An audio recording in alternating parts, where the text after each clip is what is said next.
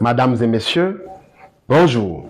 Aujourd'hui, nous voulons déterminer la capacité équivalente des condensateurs qui sont dans ce circuit.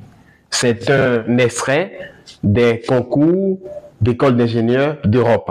Bien, pour le faire, nous avons besoin d'abord d'analyser la position relative des condensateurs que nous avons ici. Les deux condensateurs là sont montés en série et l'ensemble des deux condensateurs là est monté en dérivation par rapport à ce condensateur. Et l'ensemble des trois condensateurs est monté en série par rapport à ce condensateur. Pourquoi? Ici, les deux sont sur le même fil conducteur, donc c'est le même courant qui traverse ces deux condensateurs. Voilà pourquoi ces deux condensateurs sont montés en série.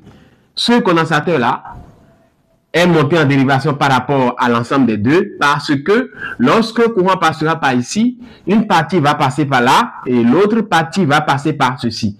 Par conséquent, les deux sont montés en dérivation. Bien.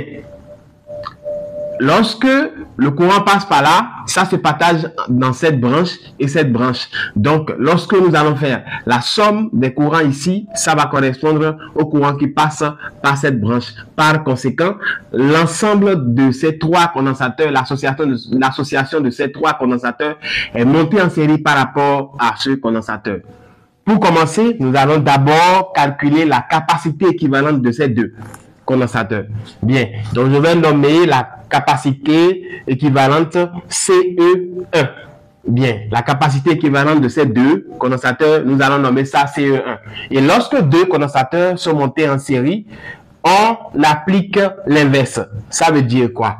Que disons l'inverse de CE1, c'est-à-dire l'inverse de la capacité équivalente de ces deux, sera égal en réalité à la somme des inverses des capacités de chaque condensateur. Donc, ça va faire 1 sur C plus 1 sur C.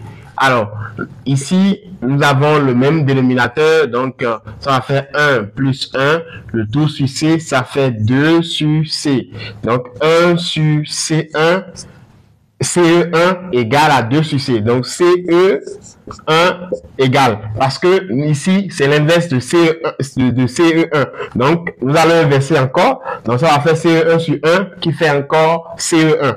Donc, nous allons inverser maintenant ceci. Puisque c'est égalité ici, nous allons inverser aussi ceci qui va faire C sur 2. Bien, nous avons déjà calculé comme ça, nous avons déjà déterminé l'expression de la capacité équivalente de ces deux. Nous venons de dire que l'ensemble de ces deux-là est monté en dérivation par rapport à ce condensateur.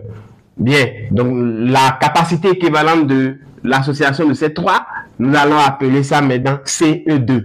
Et lorsque deux condensateurs sont montés en dérivation, on utilise ici maintenant la somme. Il n'y a pas d'inverse ici. Donc, la capacité équivalente étant nommée CE2, CE2 ici est égale à la capacité de l'ensemble là qui est CE1 plus la capacité de ce condensateur qui est C.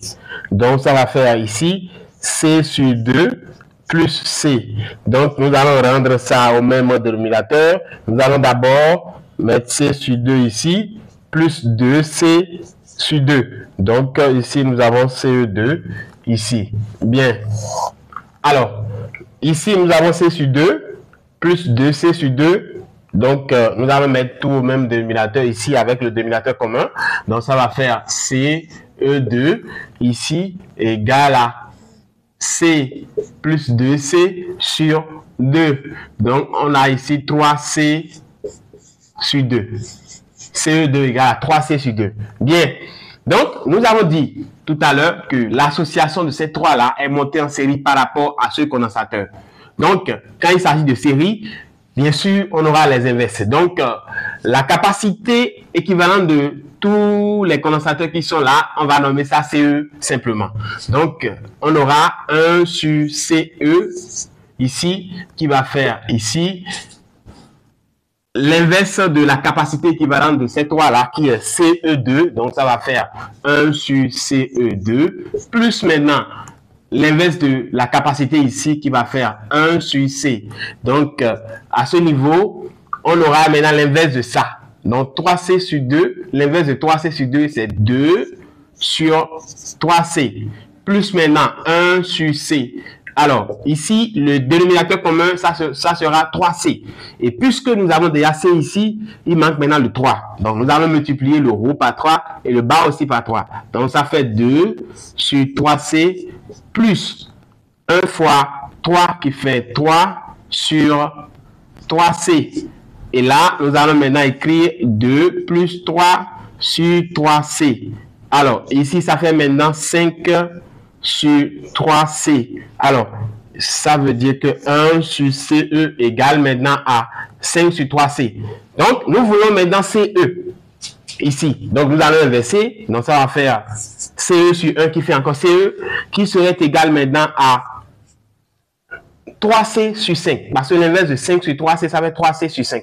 Donc, ça fait maintenant 3C sur 5. On peut dire aussi que ça fait 3 cinquièmes de C. Donc, ici, voilà l'expression finale de la capacité équivalente. Si toi aussi, tu n'es pas encore abonné à la chaîne, je t'invite à le faire tout de suite afin d'être au courant de l'apparition de notre prochaine vidéo.